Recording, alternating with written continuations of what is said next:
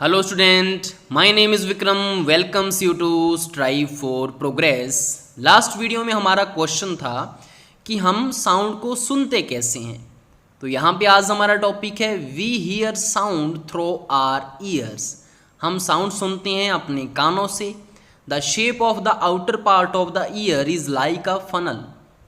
सभी अपना कान देखें, बाहर से आपको कैसा दिख रहा है? जैसे कोई कीप हो, ठीक है, जैसे कोई फनल हो। When sound enters in it, जैसे ही साउंड इसमें से एंटर करता है, it travel down a canal, तो ये अंदर जाता है एक नलिका में जिसको कैनाल बोलते हैं। At the end of which a thin membrane is stretch tightly, जिसके एंड पे क्या है, एक पतला सा एक झिल्ली टाइप है जो कसा हुआ सा कुछ वहाँ पे है, जिसको क्या बोलते हैं? It is called the ear drum. उसको बोला जाता है ईयर ड्रम। तो यहाँ पे क्या होता है कि जो बाहर आपको कान दिख रहा है वो आपको कीप जैसा दिख रहा है, जैसे फनल हो। नीचे एक क्या होती है, नाल लगी होती है, ऊपर से हम कुछ ना कुछ उसमें डालते हैं। वही चीज़ इसमें है कि आउटर पार्ट से साउंड वहाँ पे ट्रैवल करता है, उसके अंदर एंटर करता है, फिर वो कैनाल में से होता हुआ कैनाल का लास्ट पे क्या है, ईयर ड्रम है, जो कैसा है, स्ट्रेच मेम्ब्रेन लाइक स्ट्रक्चर है वो, ठीक है जी, जिसको क्या बोलते हैं, ईयर ड्रम बोलते हैं। It perform an important function, इसका इम्पोर्टेंट फंक्शन है। To understand what the ear form does, let us build a tin can model of the ear drum. अगर आपने ईयर ड्रम का फंक्शन समझना है तो हम उसके लिए एक मॉडल तैयार करते हैं ईयर ड्रम का, जो किसका बना हुआ है, टिन कैन का बना हुआ है, टिन के बक्से का। तो एक्टिविटी 13.10 क्या है, टेक अ टिन कैन, आपको एक टिन का कैन लेना है। कट इट्स एंड्स, उसके दोनों एंड्स को काट देना है। Stretch a piece of rubber balloon across one end of the can and fasten it with a rubber band. आपको क्या करना है, एक कसा हुआ रबड़ का जो बैलून है उसको उसके एंड के ऊपर लगाना है, कसना है वहाँ पे, और उसके ऊपर उसको अच्छे से रबर बैंड से भी बांध देना है, कस देना है उसको, जैसा कि आपको यहाँ पे फिगर में दिख रहा है। दोनों एंड्स को काट दिया इसने।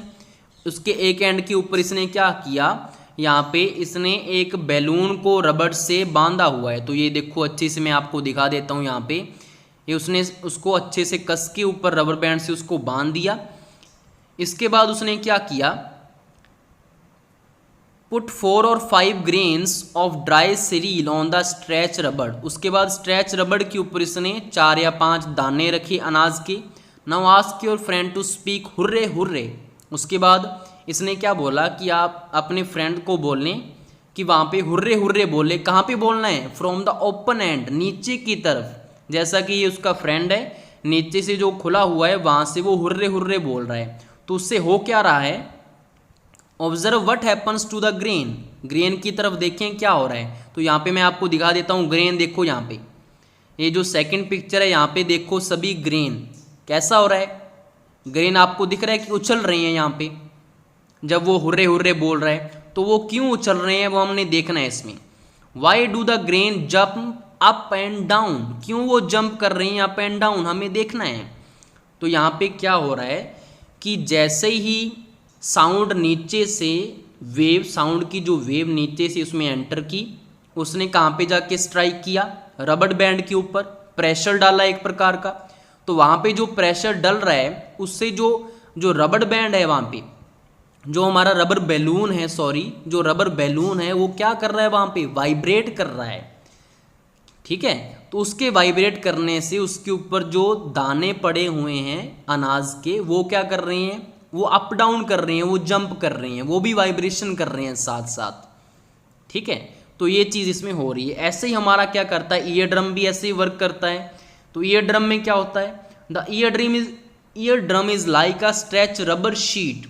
जैसा कि हमने वहाँ पे येलो कलर का रबर बैलून लगाया था ना, वैसे ही यहाँ पे क्या है, हमारे अंदर कान के अंदर ईयर ड्रम होता है। जैसा कि मैं आपको दिखाई देता हूँ पहले, ये हमारा जो है यहाँ पे ये ईयर ड्रम है इसमें, ठीक है, जो आपको यहाँ पे येलो से कलर का दिख रहा है। यहाँ पे ये तो हमारा आउटर ईयर हो गया, बीच में उसके बाद क्या जा रही है, कैनाल जा रही है। कैनाल के एंड पे देखो येलो से कलर का क्या है, हमारा ईयर ड्रम है। तो आपने ये देखा होगा। तो ये कैसा दिख रहा है आपको, रबड़ के वैसे ही बैलून जैसा दिख रहा है ना। Sound vibration make the ear drum vibrate. तो साउंड जब भी कोई बोलता है, हाँ जैसे कि मैं बोल रहा हूँ तो आपके कान हैं, तो कानों में आपके एंटर किया, फिर वो कैनाल में जा रहा है, फिर वो किसके पास जा रहा है, ईयर ड्रम के पास, जो वहाँ पे क्या है, स्ट्रेच्ड है टाइटली। ठीक है, तो उससे क्या करेगा, ईयर ड्रम क्या करेगा, वहाँ पे वाइब्रेट करेगा मेरे वाले साउंड से। ठीक है, तो ईयर ड्रम जो वो वाइब्रेट करेगा, उसको वाइब्रेशन को वो भेजता है कहाँ पे, इनर ईयर में। The ear drum send vibration to the inner ear, अंदर वाले कान में भेजेगा। एक तो आउटर ईयर हो गया, एक इनर ईयर हो गया, अंदर की तरफ भेजेगा। अब देखो ईयर ड्रम के आगे भी तो कान है ना, उसको इनर ईयर बोला गया है। From there the signal goes to the brain, यहाँ से सिग्नल जो है वो किसके पास जाता है, ब्रेन के पास। आपको पता है हमारी पूरी बॉडी को कौन कंट्रोल करता है, ब्रेन कंट्रोल करता है। तो इससे हम क्या सुनते हैं, साउंड को सुनते हैं। तो ये आपको यहाँ पे ईयर ड्रम की पिक्चर दिखा रखी है, यहाँ पे लेबल किया हुआ है ईयर ड्रम कौन सा है, हमारा ह्यूमन ईयर है। उसके बाद पहेली ने हमें कुछ बताया है, we must never put a sharp pointed और hard thing on into our ear. हमें कभी भी कोई भी तीखी पॉइंटेड या हार्ड थिंग अपने कान में नहीं डालनी चाहिए। It can damage the ear drum, इससे हमारा जो ईयर ड्रम है, ईयर ड्रम बेसिकली है क्या, कॉमन लैंग्वेज में जो हमारा कान का पर्दा होता है ना यार, पर्दे को ईयर ड्रम बोला गया है यार, ऐसे ही कंफ्यूज कर रही हैं। सिंपल सी बात है, जो पर्दा है, हमें पता है कि हमारे जो पेरेंट्स है क्या करते हैं, कुछ ना कुछ मैट स्टिक ली, उसके ऊपर थोड़ी सी रुई लगाई और कानों में मारते रहते हैं। वो क्या है, वो डैमेज कर सकता है उनका जो ईयर ड्रम है। तो उनको समझाना आप भी, और अब खुद को भी वहाँ पे सावधानी रखना, केयरफुल रखना वहाँ पे। ऐसा नहीं है कि कुछ भी लिया और कान को साफ करने लग गए। हमेशा डॉक्टर के पास जाएं, अगर वहाँ पे कोई प्रॉब्लम है तो डॉक्टर के पास मशीन होती है, ठीक है, माइक्रोस्कोप होता है, अच्छे से उसको अंदर से देख के वो चेक कर सकते हैं, निकाल सकते हैं क्या है क्या नहीं। वैक्स होती है और तो क्या होता है उसमें, तो वैक्स को वो निकाल सकते हैं अच्छे से। खुद से कुछ भी मत किया करो, ठीक है। तो इससे आपका जो डैमेज हो सकता है ईयर ड्रम, सुनने की जो शक्ति है वो कम हो सकती है। The damaged ear drum can impair hearing, ठीक है, तो शक्ति उसकी कम हो सकती है सुनने की। उसके बाद हमारा टॉपिक है amplitude, time period and frequency of a vibration. हमने वाइब्रेशन देख लिया कि वाइब्रेशन क्या करता है, साउंड प्रोड्यूस करता है। अब हमने इसके ऊपर बेस्ड कुछ प्रॉपर्टीज़ देखनी है, एक तो एम्पलीट्यूड, एक टाइम पीरियड, एक frequency. We have learn that the to and fro motion of an object is known as vibration. अब ये तो हमें पता है कि टू एंड फ्रो मोशन, आगे पीछे वाला जो मोशन है उसको वाइब्रेशन कहते हैं। This motion is also called oscillatory motion. इसी मोशन को ऑसिलेटरी भी बोला जाता है। अगर आपसे कोई पूछ ले कि ऑसिलेटरी मोशन क्या होता है, तो आप क्या डिफाइन करोगे, टू एंड फ्रो मोशन या बैक एंड फोर्थ मोशन, ठीक है। लेकिन ये आपने पता है क्या, लोअर क्लासेस में आपने पढ़े हुए हैं सारे के सारे मोशंस के टाइप्स वगैरह सब कुछ पढ़ा हुआ है आपने। यहाँ पे लिखा भी हुआ है कि you have already learn in earlier classes about the oscillatory motion and it's time period. आपने लोअर क्लासेस में ऑसिलेटरी मोशन भी पढ़ा हुआ है और टाइम पीरियड भी पढ़ा हुआ है। द नंबर ऑफ ऑसिलेशंस पर second is called the frequency of oscillation. अब एक सेकेंड में हमारा जो ऑब्जेक्ट है कितने ऑसिलेशन करेगा, कितने नंबर ऑफ ऑसिलेशन वो करेगा एक सेकेंड में, उसको बोला जाता है फ्रीक्वेंसी ऑफ ऑसिलेशन, ठीक है। तो frequency is express in hertz. Frequency को कैसे मेजर करते हैं, हर्ट्स में। इसका जो ये यूनिट है, it's symbol is H-Z. H-Z से इसको यहाँ पे सिंबलाइज किया जाता है। अब frequency of 1 hertz is 1 oscillation पर सेकेंड।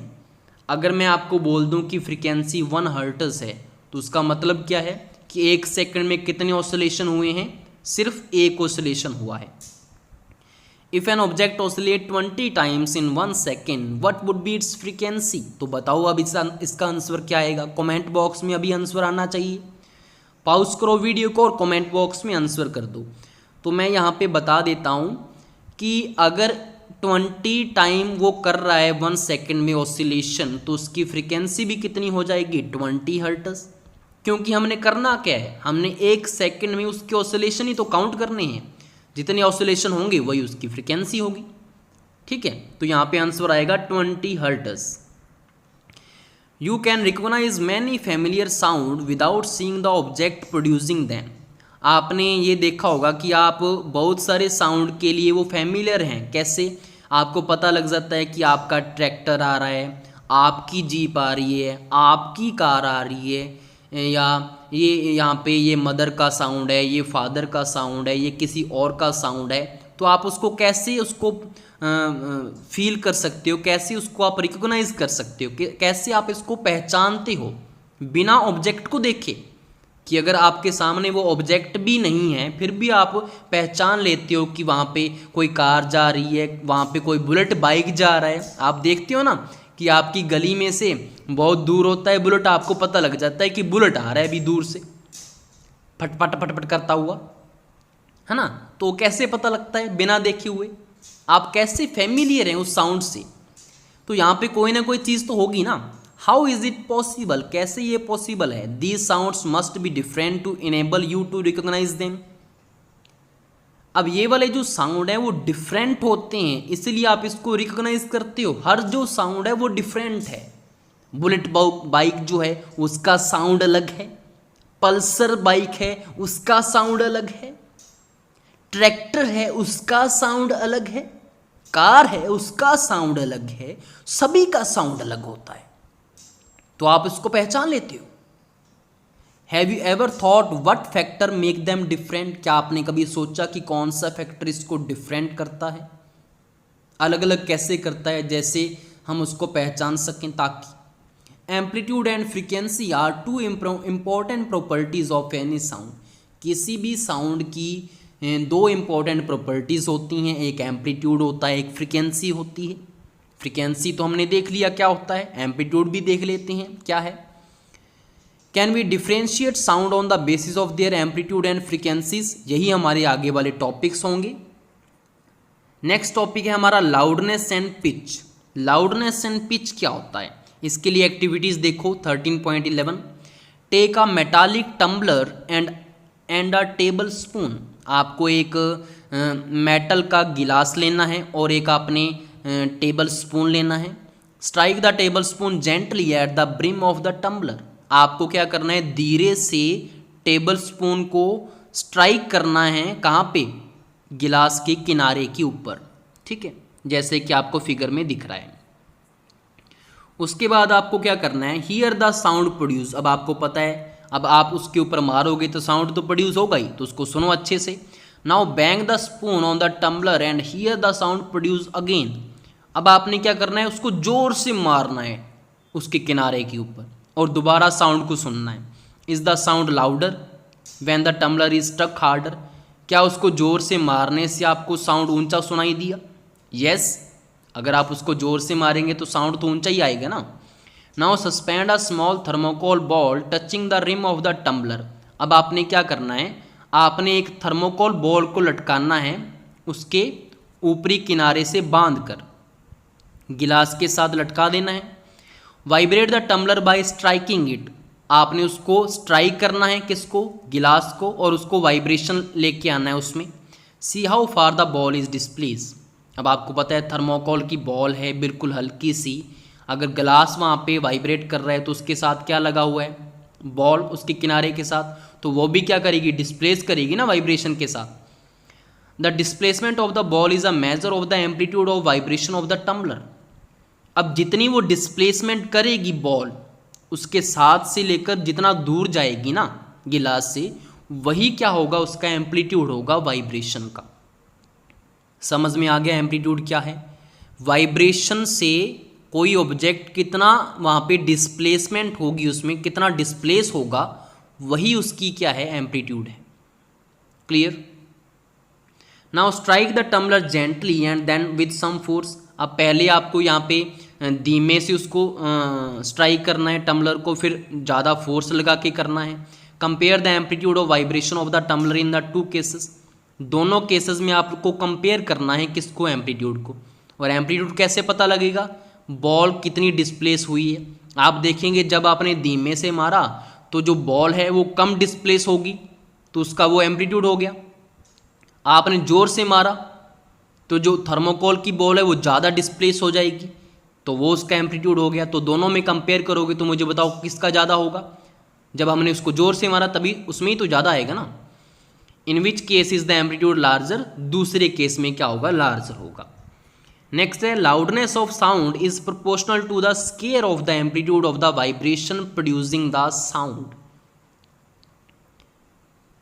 अब इसमें क्या है, जो लाउडनेस है किसी भी साउंड की वो डायरेक्टली प्रोपोर्शनल होती है स्केयर ऑफ द एम्पलीट्यूड के। मतलब अगर हमारा एम्पलीट्यूड दुगुना है तो लाउडनेस कितनी हो जाएगी, 4 गुना हो जाएगी। कैसे, लाउडनेस किसके ऊपर डिपेंड है, एम्पलीट्यूड के ऊपर।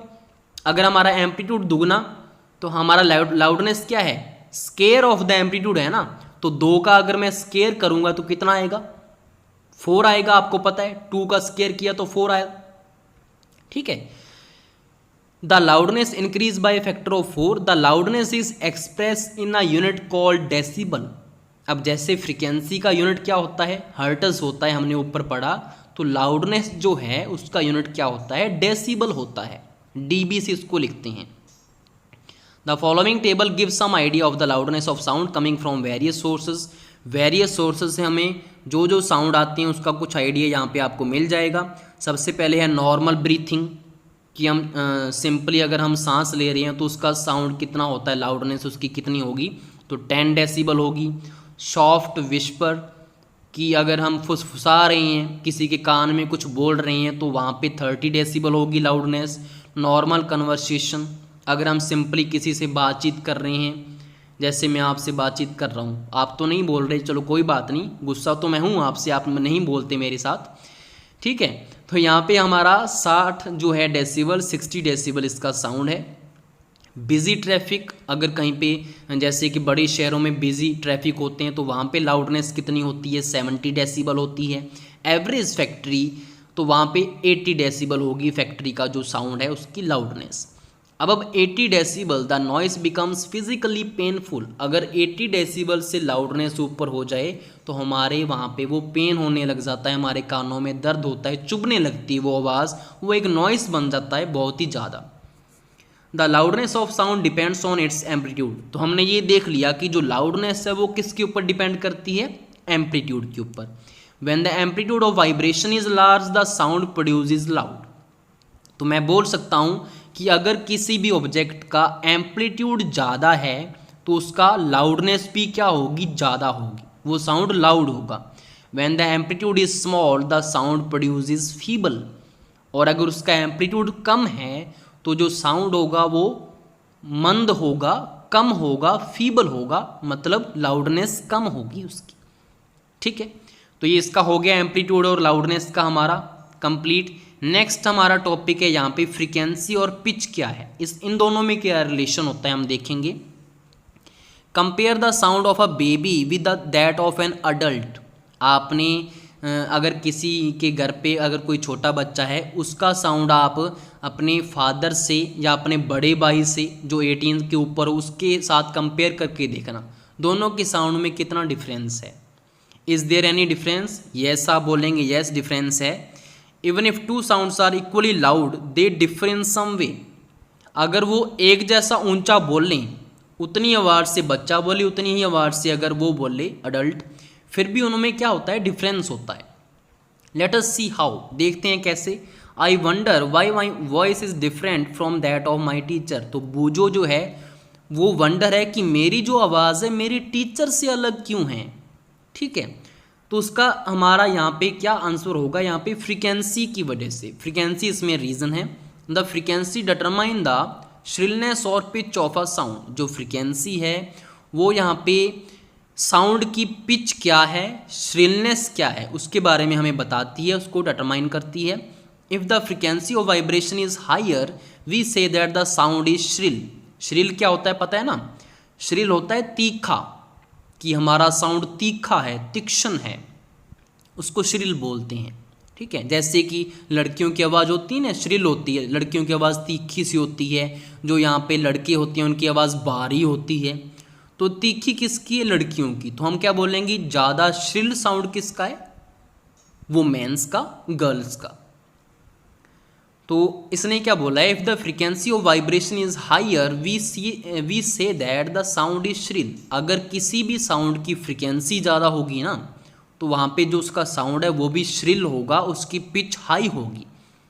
तीनों एक साथ देखना आप, अगर फ्रीक्वेंसी हाई है श्रिल ज़्यादा होगा, श्रिलनेस हाई होगी, और पिच भी क्या होगी, हाई होगी। ठीक है, if the frequency of vibration is lower we say that the sound has a lower pitch.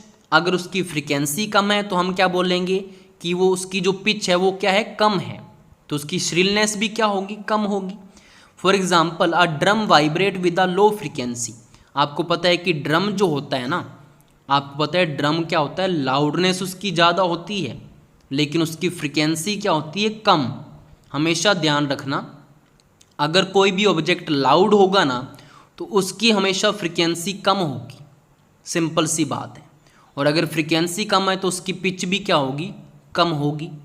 अगर लाउडनेस कम है तो उसकी पिच हाई होगी क्योंकि फ्रीक्वेंसी उसकी हाई होगी। तो आपको पता है ड्रम आपका लाउड होता है ना जब उसको बजाते हैं, तो अगर ये लाउड है तो मुझे बताओ फ्रीक्वेंसी कम होगी या नहीं होगी, बिल्कुल कम होगी फ्रीक्वेंसी। और अगर फ्रीक्वेंसी कम है तो श्रिलनेस भी क्या होगी, श्रिलनेस भी क्या होगी, कम ही तो होगी। और पिच क्या होगी, पिच भी कम होगी। तो यहाँ पे आपको तीनों का आंसर मैंने दे दिया ड्रम में। तो यहाँ पे लिखा हुआ है drum vibrate with a low frequency, therefore it produces a low pitch sound. तो यहाँ पे हम बोल सकते हैं कि इसकी पिच भी क्या होगी, लो होगी। On the other hand a whistle has a high frequency and therefore produces a sound of higher pitch. लेकिन अगर हम विसल की बात करें, आपको पता है विसल लाउड नहीं होती, उसकी आवाज़ तीखी सी होती है। कितनी तीखी होती है ना आवाज़ विसल की। तो विसल अगर तीखी है मतलब श्रिल है तो उसकी पिच भी हाई होगी और फ्रीक्वेंसी भी हाई होगी। तो ये हमारा हो गया। यहाँ पे आप फिगर दे सकते हैं कि दोनों में फ्रीक्वेंसी में क्या डिफरेंस आ रहा है।